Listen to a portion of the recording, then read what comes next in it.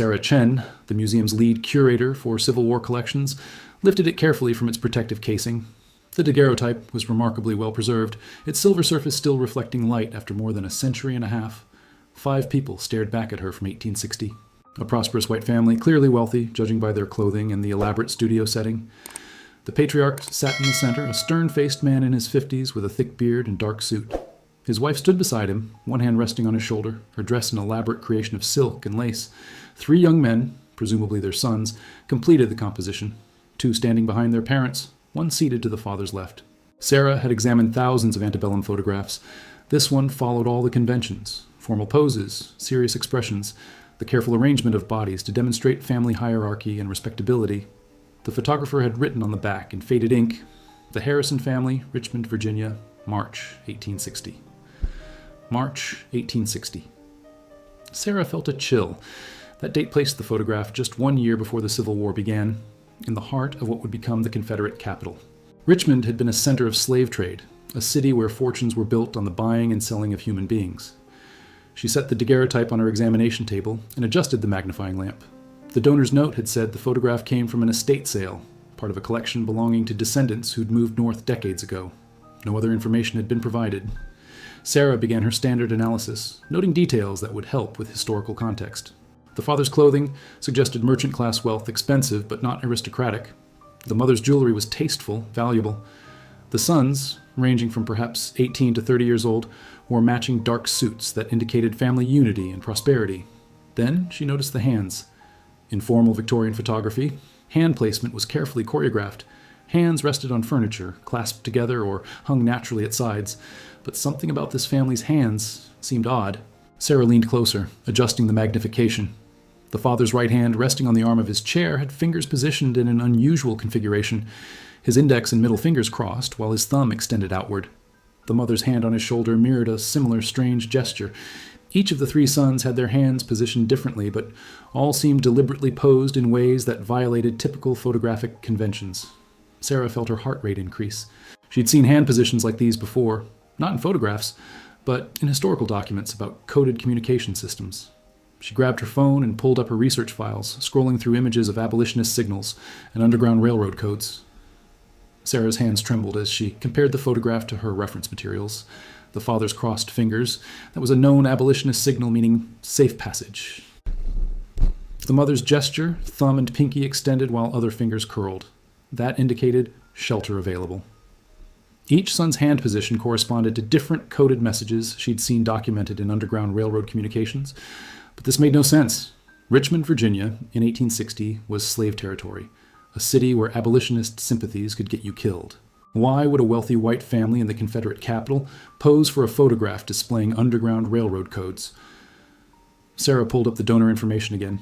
The estate sale had been held in Philadelphia, the photographs discovered in the attic of a house that had belonged to Harrison descendants. She found a phone number and called immediately. An elderly woman answered. "Hello?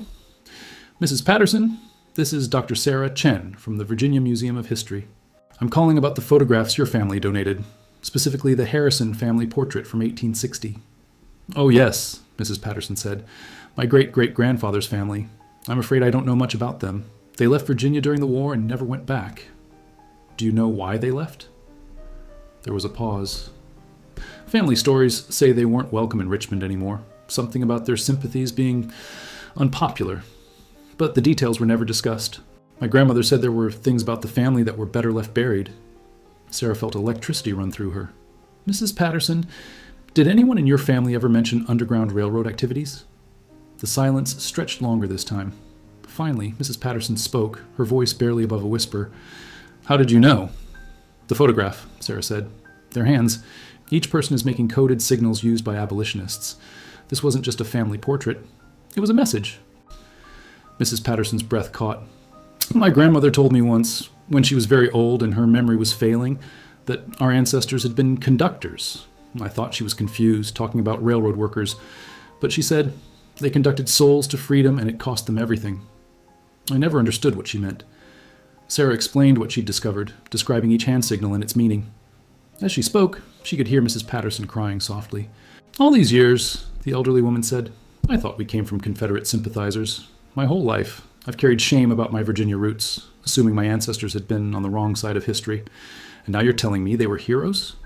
If I'm right about this, yes, Sarah said carefully, but I need to verify it. Do you have any other family documents, letters, diaries, business records? There's a trunk, Mrs. Patterson said, in my basement, full of old papers I've never gone through. My mother said they were too fragile, told me to leave them alone. Would those help? They might contain everything we need, Sarah said. Would you be willing to let me examine them? 2 days later, Sarah stood in Mrs. Patterson's basement in a quiet Philadelphia suburb, staring at a leather-bound trunk that hadn't been opened in decades. The old woman hovered nearby, her weathered hands clasped together nervously. I haven't looked inside since I was a child, Mrs. Patterson said. My mother caught me trying to open it once and got so upset. She said the past should stay buried, that some family secrets were too dangerous to dig up. I never understood what she meant. Sarah carefully lifted the trunk's lid. Inside, wrapped in oilcloth, were stacks of documents. Letters tied with ribbon, ledgers, journals, and loose papers. She pulled out the first bundle gently, aware that the paper might disintegrate if handled roughly. The top letter was dated April 1859, written in elegant script.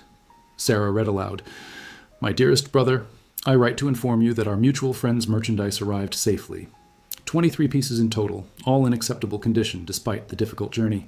They have been temporarily housed and will continue north as arranged. Please send word when the next shipment is expected. Mrs. Patterson leaned forward. Merchandise? What does that mean? It's code, Sarah explained. Underground Railroad operators used business language to disguise their activities. Merchandise, or packages, meant escaped slaves. Housed meant hidden in safe houses. This letter is describing the successful transport of 23 escaped slaves through Richmond. The elderly woman's eyes widened. Through Richmond? But that was the heart of slave territory. Exactly, which made it brilliant. Who would suspect a wealthy merchant family in the Confederate capital of running an underground railroad station? Sarah continued reading through the letters, finding message after coded message describing rescue operations, safe house locations, and coordination with other conductors. One letter from October 1859 was more explicit. Father grows increasingly concerned about discovery. The neighbors question why our warehouse receives shipments at odd hours. Thomas suggested we reduce operations, but Mother insists we cannot abandon our principles simply because the risk has grown. She says each soul we save justifies whatever consequences we might face. Sarah looked up at Mrs. Patterson. Thomas, would that be one of the sons in the photograph? Thomas Harrison was my great-great-grandfather, Mrs. Patterson confirmed. He moved to Philadelphia in 1861 and never returned to Virginia. The family story was that he'd had a falling out with his parents, but no one ever explained why. Sarah pulled out a journal next, its leather cover cracked with age. The first entry was dated January 1858, written in the same hand as the photograph's label, presumably the patriarch, the father in the family portrait. She read the opening passage. I have decided to keep this record, though I know the danger it represents. If discovered, these words could condemn my entire family. But I believe history must know what we attempted, whether we succeed or fail. We are 5 people, myself, my beloved wife Catherine, and our 3 sons, and we have pledged ourselves to a cause that makes us traitors to our neighbors and criminals under the law. We will use our textile business as cover to transport escaped slaves through Richmond and north to freedom. Sarah spent the next 6 hours carefully documenting the journal entries, her hands cramping from typing on her laptop as she transcribed the father's detailed accounts. The Harrison family's operation had been extraordinarily sophisticated and breathtakingly dangerous. The father, whose name was revealed as Robert Harrison, owned a textile import business with warehouses near Richmond's docks. He received shipments of fabric from northern states and distributed them throughout Virginia. The business provided perfect cover. Large wagons arriving and departing at all hours, warehouses with hidden storage spaces, regular travel routes that connected to other cities. But Robert hadn't started out as an abolitionist. His journal revealed a gradual awakening that began in 1856, when he witnessed a slave auction that turned his stomach. I watched a mother torn from her children, sold to separate owners who dragged them in different directions while she screamed. Her anguish was inhuman, or rather too human. In that moment, I understood that what we call property are people who feel and suffer as deeply as my own beloved family. I returned home and could not meet my wife's eyes. How could I claim to be a moral man while benefiting from a system built on such cruelty? Catherine Harrison, his wife, had apparently shared his revulsion. Together, they'd made contact with Quaker abolitionists in Philadelphia, who connected them to the Underground Railroad network. The challenge was logistics. Richmond was deep in slave territory, far from the free states. Moving escaped slaves through the city required an elaborate system of concealment and misdirection. Robert's journal described how they'd modified their warehouse, creating false walls and hidden compartments in their shipping crates. Escaped slaves would be smuggled into Richmond from surrounding plantations, hidden in the warehouse for a few days, then transported north in fabric shipments. The shipments went to business contacts in Pennsylvania, who were also part of the network. Our three sons have each taken on specific roles, Robert wrote in March 1858. Thomas, our eldest at 28, manages the warehouse operations and coordinates with our northern contacts. He has proven remarkably steady under pressure. James, 24, serves as our lookout and messenger, moving through the city, gathering intelligence about slave catchers and suspicious officials. And William, just 19, has taken the most dangerous role. He travels to plantations, posing as a fabric buyer, making contact with enslaved people and arranging their escapes. Sarah paused at that entry, stunned by the scale of risk. William would have been younger than most of her graduate students, traveling alone into plantations where slave owners held absolute power, arranging escapes that could get him hanged if discovered. She found a later entry from June 1859 that made her blood run cold. William returned from a buying trip with bruises and a split lip. He'd been questioned by a plantation overseer who suspected his true purpose. William maintained his cover story barely. He told me tonight that he fears he's being watched. I have advised him to suspend his activities, but he refuses. Every week I wait, he said, is another week those people suffer in chains. I won't stop because I'm scared. Mrs. Patterson, who'd been reading over Sarah's shoulder, wiped tears from her eyes. They were just young men. Boys, really. And they were doing this?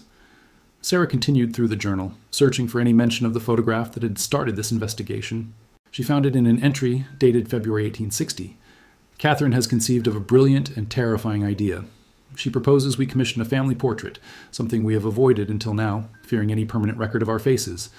But Catherine argues that we need a way to identify ourselves to other conductors and sympathizers without speaking openly. She suggests we incorporate our hand signals into the photograph itself. Anyone who understands the codes will recognize us immediately as allies. To others, we will appear as merely another prosperous Richmond family.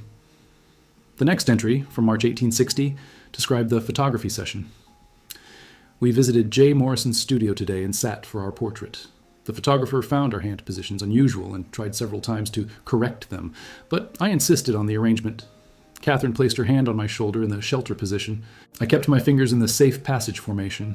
Thomas signed northbound route, James indicated supplies available, and William's gesture meant multiple stations. The photographer finally relented, though he muttered about unconventional compositions. Sarah sat back, the full picture finally clear. The photograph wasn't just a family portrait, it was an identification card, a credential that would prove the Harrisons' allegiance to any abolitionist who knew the codes. They could show the image to potential allies without speaking dangerous words, letting the hand signals do the communicating. But there was something else in Robert's tone, something that suggested deeper purpose. She read ahead to an entry from later that same month. I have ordered 5 copies of the photograph, though the expense is considerable. Catherine understands my reasoning without my having to explain. If we are discovered, when we are discovered, for I harbor no illusions about our ability to continue indefinitely, this photograph will be our legacy, proof that we existed, that we resisted, that we chose our principles over our safety. Future generations should know that not all white Southerners were complicit in the evil of slavery. Mrs. Patterson's voice was thick with emotion. He knew they would be caught. He suspected it was inevitable, Sarah said. Operating in Richmond, the Confederate capital, for years, the odds were against them. She flipped forward, looking for 1861 entries, but found something unexpected. The journal ended abruptly in December 1860. The final entry was dated December 20th, 1860, the day South Carolina seceded from the Union. War is coming. We all feel it in the air, thick as smoke. South Carolina has left the Union, and Virginia will surely follow. Our operations have become infinitely more dangerous. We are no longer just breaking the law. We will soon be enemies of a new nation. Catherine and I discussed closing our network, but how can we abandon people to slavery when their need is greatest? We have agreed to continue as long as we are able. God grant us courage for what lies ahead. Then nothing. No more entries. Sarah flipped through the remaining blank pages, but Robert had stopped writing. What happened to them? Mrs. Patterson asked. Why did the journal stop? Sarah returned to the trunk, searching through the remaining documents. She found business ledgers, receipts, correspondence, but nothing personal after December 1860. Then, at the bottom of the trunk, she discovered a small wooden box. Inside the wooden box were letters, different from the earlier business correspondence. These were personal, intimate, written in various hands. Sarah recognized Catherine Harrison's elegant script on several. She opened the first letter, dated January 1861. My dearest sister in Philadelphia, I write with news, both encouraging and terrible. Our network has successfully moved 42 souls to freedom this month alone. Desperation drives more attempts as people realize war will only make escape more difficult. But Robert grows gaunt with worry. He no longer sleeps properly. Yesterday I found him standing at the warehouse window at dawn, just staring at the street. He believes we are being watched. Sarah opened the next letter from March 1861. Virginia has seceded. Richmond is now capital of the Confederate States. Neighbors who were merely suspicious have become openly hostile. Someone painted "traitor" on our warehouse wall last night. Robert wants to send the boys north, but Thomas refuses to leave. He says if we abandon our work now, when people need us most, everything we've risked means nothing.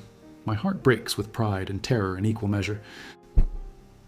Another letter, dated July 1861, was harder to read, the ink smudged in places as if water or tears had fallen on the paper. They know. I don't know how, but they know. Men came to the house yesterday demanding to search the warehouse. Robert showed them around, maintaining calm while my heart thundered so loudly I feared they'd hear it. We had 3 people hidden in the false wall compartment.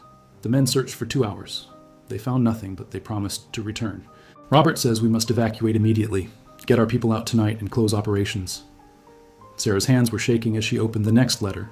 It was dated August 1861 and written in Thomas's hand, addressed to relatives in Philadelphia. I write with devastating news. Father has been arrested on charges of aiding escaped slaves. Mother tried to intervene and was also taken into custody. James, William, and I barely escaped. We are heading north tonight with the last group of people we were sheltering. 17 souls total. We cannot return to Richmond. Everything we built is lost.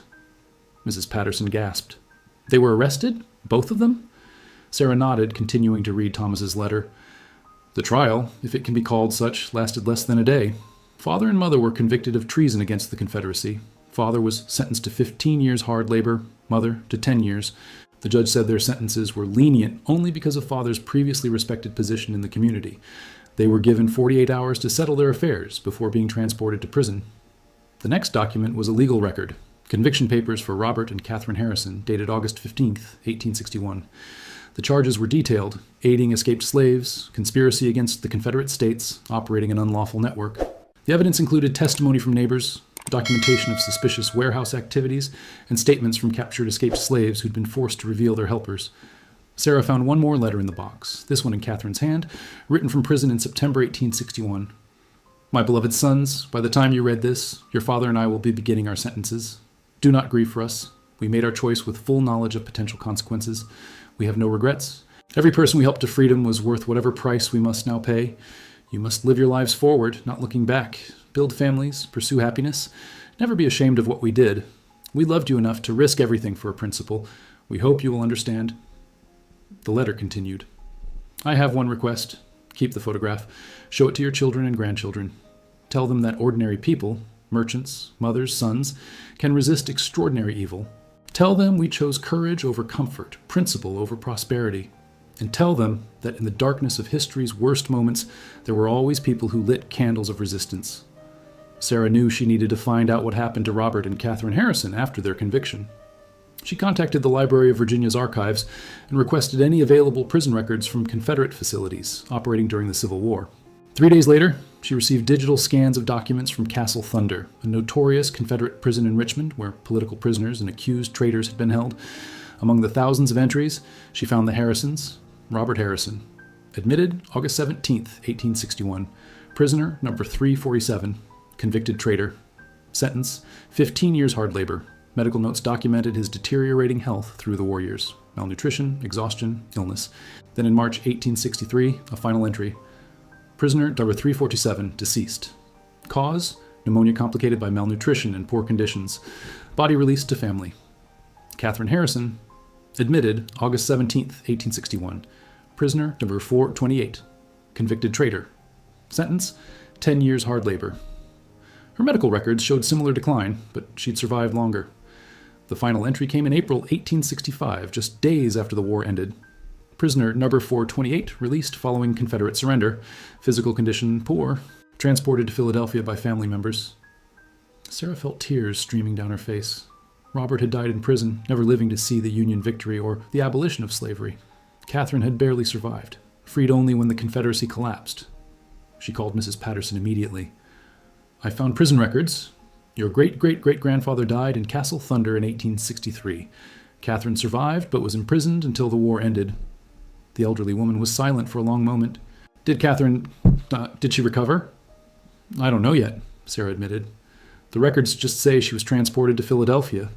Let me search for Philadelphia death records from 1865 onward. She spent the next several hours combing through databases. Finally, she found Catherine Harrison's death certificate, December 1866, Philadelphia, Pennsylvania. Cause of death, complications from imprisonment, general debility. She'd survived just 18 months after her release, her health permanently destroyed by 4 years of hard labor and poor conditions. But Sarah also found something else. Catherine's obituary in a Philadelphia abolitionist newspaper. It was longer than typical obituaries, clearly written by someone who'd known her story. Catherine Harrison, formerly of Richmond, Virginia, passed into rest on December 14th. Mrs. Harrison was a heroine of the Underground Railroad, operating a station in the Confederate capital itself at tremendous personal risk. She and her husband Robert, deceased 1863, saved an estimated 200 enslaved persons, providing them shelter and passage to freedom. Their courage cost them everything: their business, their home, their freedom, and ultimately their lives. Mrs. Harrison is survived by 3 sons, Thomas, James, and William, all of Philadelphia, and by the countless individuals whose lives she forever changed. Let her sacrifice never be forgotten. 200 people. Sarah sat back, overwhelmed by the scale of what the Harrison family had accomplished. For 3 years, in the most dangerous possible location, they'd operated a rescue network that saved 200 human beings from slavery. She called Mrs. Patterson again and read the obituary aloud. The elderly woman wept openly. 200 people, Mrs. Patterson whispered. My ancestors saved 200 people, and I never knew. My whole life, I never knew. Sarah returned to the trunk, searching for any documents from Thomas, James, or William after the war. She found a cache of letters written in the 1870s and 1880s, after the war had ended and the Reconstruction period was underway. Thomas had become a textile merchant in Philadelphia, continuing his father's legitimate business. His letters showed a man haunted by survivor's guilt. I think often of Father dying in that prison while I lived free in the North. He saved my life by insisting we flee, but I wonder if I should have stayed and faced arrest alongside him. Mother told me before she died that Father's last words to her were about us. He made her promise to ensure we understood that our escape had given their sacrifice meaning. 200 people freed, he said, and our son's alive to tell the story. I tried to believe that was enough. James had become a teacher, dedicating his life to educating formerly enslaved people. One letter from 1873 described his work. I teach reading and writing to men and women who were kept deliberately ignorant by slavery. Some are elderly, their fingers stiff with arthritis as they learn to hold a pen for the first time. Others are children whose parents were freed too late to be educated themselves. When they master a new word, I think of father and mother and all they sacrificed to break the chains. Education is my way of continuing their work. William's path had been different. He'd become a vocal abolitionist speaker, traveling throughout the North giving speeches about his family's Underground Railroad activities. Sarah found printed copies of several speeches he delivered in the 1870s and 1880s. One speech, delivered in Boston in 1875, described the family photograph. I was 19 years old when we sat for that portrait. My father insisted we hold our hands in specific positions, signals that abolitionists would recognize. At the time, I thought it was mere bravado. Now I understand it was testimony. My father knew our work might cost us everything. He wanted proof that we'd existed, that we'd chosen the right side of history. That photograph was his way of saying, we were here. We resisted. We did what was right, even when it was dangerous. Another speech from 1882 went further. People ask me if my parents' sacrifice was worth it. They died for their principles, spent their final years in prison, lost everything they'd built. Was it worth it? I tell them to ask the 200 people my family helped to freedom. Ask the children and grandchildren of those 200 people who live free because my parents risked everything. Ask the man who became a minister, the woman who became a teacher, the families who built lives in freedom because someone was brave enough to help them escape slavery. Yes, it was worth it. 1,000 times over, it was worth it. Sarah found one final document that made her catch her breath. A ledger William had kept, attempting to track down every person his family had helped. It contained names, dates of passage through the Richmond station, and any information he'd been able to gather about their subsequent lives. The ledger showed William had spent decades trying to find these people, documenting their stories. Some entries were simple. Martha, transported. July 1859, believed to have reached Canada. Others were detailed. Samuel and his wife Rose, transported December 1860 with 3 children. Samuel became a carpenter in Philadelphia. Children attended school. Family thriving. At the end of the ledger, William had written a summary. Of the approximately 200 souls my family helped, I have been able to trace 73. All are living in freedom. Many have families. Their children attend school. They own property, operate businesses, participate in civic life. This is my parents' legacy, not their suffering, but the lives they saved and the freedom they made possible. Sarah spent 3 months preparing an exhibition about the Harrison family. The Virginia Museum of History devoted an entire gallery to their story, with the 1860 photograph as the centerpiece. Around it, she arranged the documents she'd discovered. Robert's journal, the coded letters, Catherine's final message to her sons, the prison records, William's speeches and ledger. The exhibition opened on a humid Virginia evening. Sarah had invited Mrs. Patterson and asked her to bring as many family members as possible. She'd also spent weeks tracking down descendants of people the Harrison family had helped, names from William's ledger that she could connect to living relatives through genealogical research. The gallery filled with over 100 people. Mrs. Patterson arrived with her children, grandchildren, and great-grandchildren, 4 generations of Harrison descendants. They stood before the photograph, studying the faces of ancestors they'd never known about. But Sarah's most powerful moment came when she introduced Mrs. Patterson to Marcus Johnson, an elderly black man from Philadelphia. Marcus held a worn photograph of his own, his great-great-grandfather Samuel, the same Samuel mentioned in William's ledger. "Your family saved my ancestor," Marcus said, his voice breaking. "Samuel and Rose and their 3 children. December 1860. They escaped from a plantation in Virginia, made it to Richmond, and your family hid them in a warehouse and transported them north, hidden in fabric shipments." Mrs. Patterson clasped his hands, both of them crying. "I didn't know," she whispered. "I lived my whole life not knowing what my family had done." "Well, now you know," Marcus said, "and now I can thank you. My great-great-grandfather became a carpenter. He built a life in freedom. He had 6 children. Those 6 had children of their own. Today, there are over 60 people in my family tree, all of us alive because your ancestors risked everything to help slaves they'd never met." Sarah watched as more descendants met each other, Harrison family members connecting with the descendants of people their ancestors had saved, the gallery filled with tears and embraces, with stories shared and gaps in family histories finally filled. During her speech opening the exhibition, Sarah addressed the crowd. This photograph was taken in March 1860, 1 year before the Civil War began. 5 members of the Harrison family, Robert, Catherine, Thomas, James, and William, posed for this portrait with their hands positioned in coded signals. To casual observers, it was just another family photograph. But to abolitionists who knew the codes, it was a message. Here is a safe house, here is shelter, here is passage north. She paused, looking at the image projected behind her. What makes this photograph extraordinary isn't just the coded signals, it's what happened after. 6 months after this photograph was taken, Virginia seceded from the Union. Richmond became the Confederate capital. The Harrison family could have stopped their Underground Railroad operations. They could have protected themselves. Instead, they continued their work in the most dangerous possible environment, and they paid a terrible price. Sarah described Robert's death in prison, Catherine's years of hard labor, the sons' escape north with the last group of people they were sheltering. But here's what matters most. They saved approximately 200 people from slavery, 200 human beings who lived free because this family chose courage over safety. She gestured to the descendants in the audience. In this room tonight are Harrison family members who never knew this history, and descendants of the people they saved who never knew who helped their ancestors. This photograph, this image that's been sitting in archives for over a century and a half, has finally brought you together. The exhibition ran for 6 months and became the most visited display in the museum's history. News coverage spread nationally, and scholars began researching other possible coded photographs from the Civil War era. Sarah received dozens of messages from people asking her to examine family photographs for similar signals, but the most meaningful impact was personal. Mrs. Patterson created a family history website documenting everything Sarah had discovered and sharing it with her extended family. Harrison descendants from across the country reached out, many of them shocked to learn about their ancestors' abolitionist activities. "I grew up in Virginia," one distant cousin wrote. "I was always told we had to leave the state because of some family scandal. I assumed it meant we'd been Confederate sympathizers who'd done something shameful. Learning the truth, that we left because we were abolitionists who got caught helping escaped slaves, has completely changed how I understand my family and myself."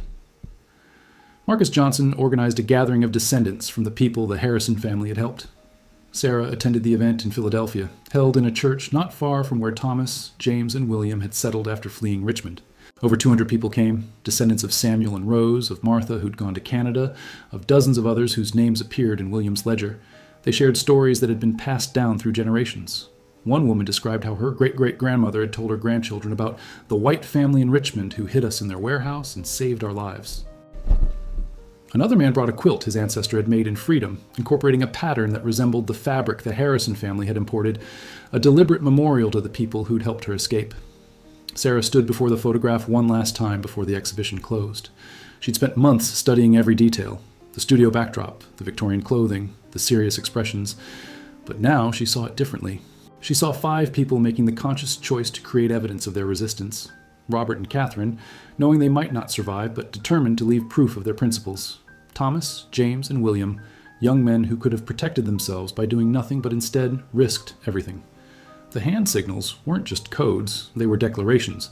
Quiet acts of defiance captured in silver and glass, preserved through time, waiting to tell their story to anyone who learned to read the language. Mrs. Patterson stood beside her. At 83 years old, she'd spent the past 6 months learning everything she could about her ancestors. "Sarah," she said quietly, "I've been thinking about what Catherine wrote in her letter from prison, about how ordinary people can resist extraordinary evil, about lighting candles in the darkness." "It's a powerful metaphor," Sarah agreed.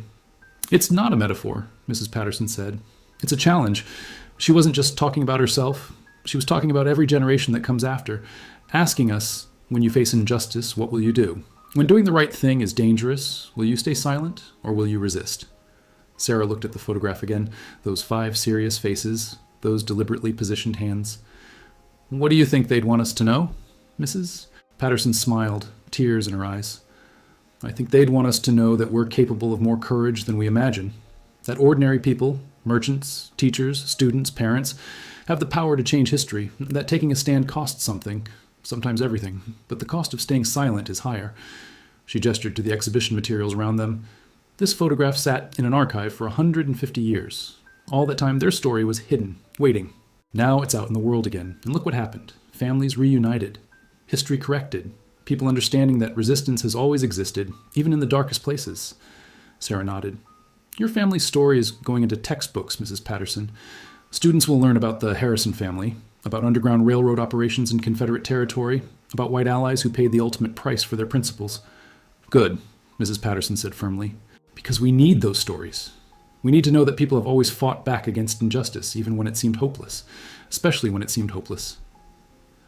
The photograph would be permanently installed in the museum's Civil War gallery, Sarah had been told. Future visitors would see Robert, Catherine, Thomas, James, and William Harrison frozen in their 1860 portrait, hands positioned in coded signals that once meant safety, shelter, passage to freedom. But the